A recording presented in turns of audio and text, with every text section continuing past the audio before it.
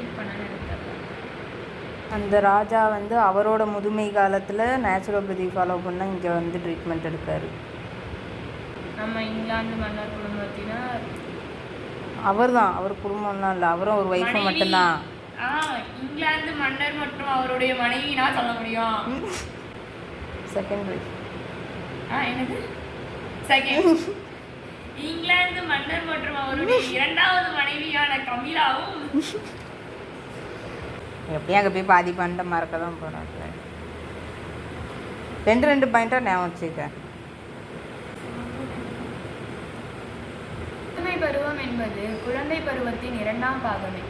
எனவே நாம் குழந்தைகளை எவ்வாறு அன்போடும் பாசத்தோடும் கவனித்துக் கொள்வோமோ அதுபோலவே முதியவர்களையும் நாம் அன்போடும் பாசத்தோடும் அரவணைத்து பார்த்து கொள்ள வேண்டும்.